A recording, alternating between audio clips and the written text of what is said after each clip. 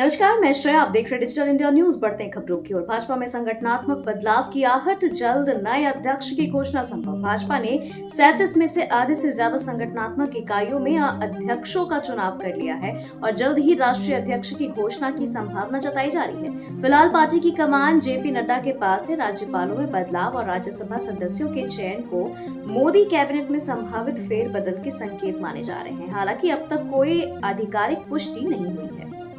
केंद्रीय स्वास्थ्य मंत्री से मिले सीएम धामी। मुख्यमंत्री पुष्कर धामी ने मंगलवार को नई दिल्ली में केंद्र स्वास्थ्य मंत्री जेपी नड्डा से मुलाकात की। उन्होंने केंद्रीय स्वास्थ्य मंत्री से एम्स ऋषिकेश से संचालित एयर एम्बुलेंस सेवा के विस्तार के साथ ही राज्य की पहाड़ी और दुर्गम क्षेत्रों में आपातकालीन सेवाओं के लिए एक अतिरिक्त हेलीकॉप्टर उपलब्ध कराए जाने की अनुरोध की है।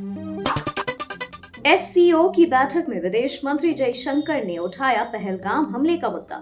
चीन की तियानजिन में एससीओ बैठक के दौरान विदेश मंत्री एस जयशंकर ने पहलगाम आतंकी हमले का मुद्दा उठाया और आतंकवाद पर सख्त रुख अपनाने का आग्रह किया।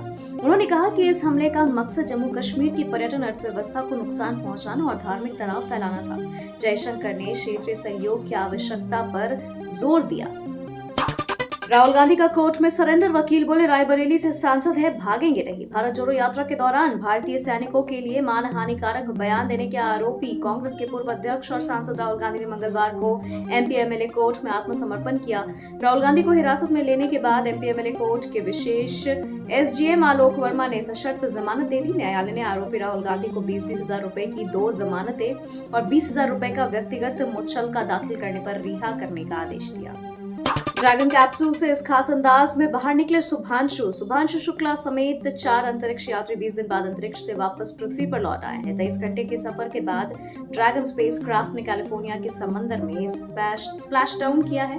चारों अंतरिक्ष यात्री एक दिन पहले आईएसएस से पृथ्वी के लिए रवाना हुए थे। वहीं प्रधानमंत्री नरेंद्र मोदी ने कैप्टन शुभांशु शुक्ला की सकुशल वापसी पर खुशी जताई है। उन्होंने अंतरिक्ष से धरती पर लौटने की इस यात्रा को मील का पत्थर करार दिया। बिहार में वोटर लिस्ट पुनरीक्षण को लेकर मचे घमासान के बीच सरकार का बड़ा फैसला। बिहार में विधानसभा चुनाव से पहले चुनाव आयोग विशेष मतदाता सूची पुनरीक्षण कार्य कराए जा रहे हैं। चुनाव से पहले कराए जा रहे वोटर लिस्ट पुनरीक्षण कार्य को लेकर सियासी घमासान मचा हुआ है। इस बीच बिहार सरकार ने इसके लिए 51 करोड़ 68 लाख की राशि स्वीकृति दी है। बिहार में महागठबंधन का सीएम चेहरा कौन? पप्पू यादव के बयान से मचा सियासी घमासान। बिहार में आगामी विधानसभा चुनाव को लेकर सियासी तापमान बढ़ता जा रहा है। पूर्णिया से निर्दलीय सांसद पप्पू यादव ने सोमवार को कांग्रेस मुख्यालय में पार्टी अध्यक्ष मल्लिकार्जुन खड़गे और राहुल गांधी से मुलाकात की। बैठक के बाद उन्होंने बयान दिया कि कांग्रेस के पास भी कई मुख्यमंत्री पद के योग्य चेहरे हैं, जिनमें उन्होंने राजेश राम और तारिक अनवर का नाम लिया। इस बयान के बाद महागठबंधन के भीतर राजनीतिक हलचल तेज हो गई है। 18 जुलाई को प्रधानमंत्री नरेंद्र मोदी का बिहार दौरा। प्रधानमंत्री नरेंद्र मोदी 18 जुलाई को बिहार के मोतिहारी दौरे पर रहेंगे, जहां वे राज्य को 7,196 करोड़ रुपए के विकास परियोजनाओं की सौगात देंगे। इस दौरान वे कई महत्वपूर्ण योजनाओं का शिलान्यास और उद्घाटन करेंगे। प्रधानमंत्री आवास योजना यानी ग्रामीण के 40,000 लाभार्थियों को 162 करोड़ रुपए की राशि उनके खातों में हस्तांतरित की जाएगी।